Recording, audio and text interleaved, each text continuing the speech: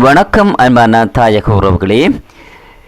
இன்றைய தினம் இலங்கையினுடைய 9வது நிறைவேற்று அதிகாரமுடைய ஜனாதிபதி கௌரவ அனுரகுமார திசாநாயக்கா அவர்கள் காலிமுகத்திடலில் அமைந்திருக்கின்ற ஜனாதிபதி செயலகத்தில் உத்தியோகபூர்வமாக பதவி பிரமாணத்தை செய்து கொண்ட அந்த நிகழ்வில் அவர் ஆற்றிய கன்னி உரையின் தமிழ் வடிவத்தை தற்போது நீங்கள் கேட்டுக்கொள்ளலாம். தொடர்ந்தும் காணொலியோடு இணைந்திருங்கள்.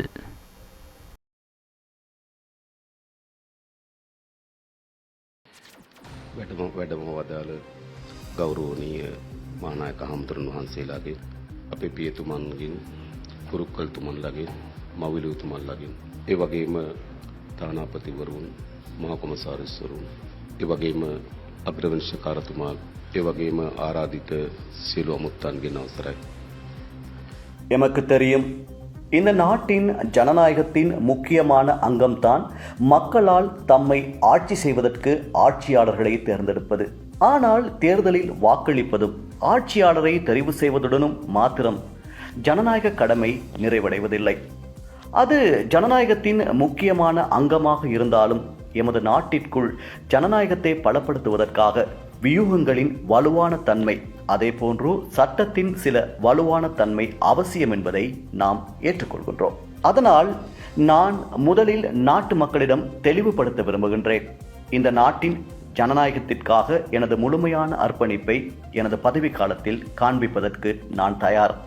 அதே போன்று எமது நாட்டில் தேர்தலின் போது ஆட்சி மாற்றம் ஏற்படும் சமயத்தில் அதில் ஜனநாயக ரீதியிலான வரலாறு உள்ளது. எந்த சந்தர்ப்பத்திலும் தேர்தலில் ஏற்படும் ஆட்சி மாற்றத்தை எந்த தலைவரும் நிராகரித்ததில்லை.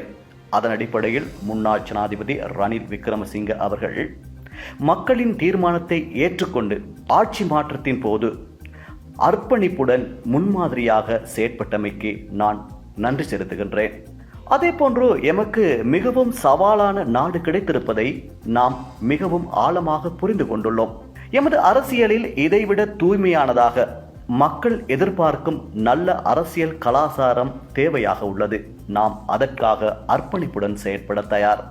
எமது நாட்டின் அரசியல்வாதிகள் அரசியல் தொடர்பில் மக்களிடம் அது பொருத்தமற்றது என்ற ஒரு எண்ணம் இருக்கிறது.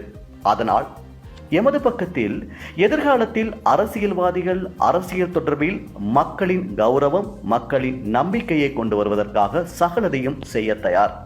அதே போன்று எமக்கு ஏற்பட்டுள்ள இந்த ஆழமான சவாலை அரசாங்கத்திற்கோ பொது கட்சியொன்றிற்கோ அல்லது தனிநபருக்கோ மாத்திரம் செய்ய முடியும் என நான் நம்பவில்லை. இதற்கு முன்னரும் கூறியுள்ளேன், நான் மந்திரவாதியும் அல்ல, மாயாஜாலவாதியும் அல்ல. நான் இந்த நாட்டின் சாதாரண பிரஜை. திறமைகள் உள்ளன, இயலாமைகள் உள்ளன, எனக்கு தெரிந்த விடயங்கள் உள்ளன, தெரியாத விடயங்கள் இருக்கின்றன. ஆகையால் எனக்கு தெரிந்ததை ஒன்று திரட்டிக் கொண்டு சிறந்த முடிவுகளை எடுத்து இந்த நாட்டை வழிநடத்துவது எனது பொறுப்பு. நாட்டில் ஏற்பட்டுள்ள இந்த நெருக்கடியை முடிவுக்கு கொண்டு வருவதில் அனைத்து தரப்பினருக்கும் பொறுப்பு உள்ளது. ஆகையால் இந்த நேரத்தில் அனைவரின் ஆதரவையும் எதிர்பார்க்கின்றேன். சவாலை தீர்க்க எனக்கு ஒதுக்கப்பட்ட பணியை நிறைவேற்றுவேன். அதே போன்று நம் நாட்டிற்கு சர்வதேசத்தின் ஆதரவு தேவை. உலகில் எத்தகைய பிளவுகள் இருந்தாலும் அந்த ஆதரவை நாம் பெற வேண்டும். நாடு என்ற ரீதியில் தனித்து செயற்பட முடியாது. அனைத்து நாடுகளுடனும் ஒன்றிணைந்து பொது கொள்கையுடன் செயற்பட வேண்டும். அதற்காக தீர்மானங்களை எடுப்பதற்கு சளைக்கப் போவதில்லை. அதே போன்று நமது நாட்டை கட்டியெழுப்பும் கூட்டுப்பணியில் தொழிலாளர்களுக்கும் தொழில் முனைவோருக்கும் பாரிய பொறுப்பு உள்ளது. ஜனநாயக ரீதியாக என்னை ஜனாதிபதியாக தெரிவு செய்துள்ளார்கள். எனக்கு வாக்களித்தோரும் இருக்கிறார்கள், எனக்கு வாக்களிக்காதோரும் இருக்கிறார்கள். ஆகையால் நான் சகலரது ஒத்துழைப்பையும் எதிர்பார்க்கின்றேன். மும்மணிகளின் ஆசி கிடைக்கட்டும். கடவுள் துணை. அனைவருக்கும் நன்றி. තෙරුවන් සරණයි. දෙවි පිහිටයි සියලු දෙනාටම. බොහොම ස්තුතියි.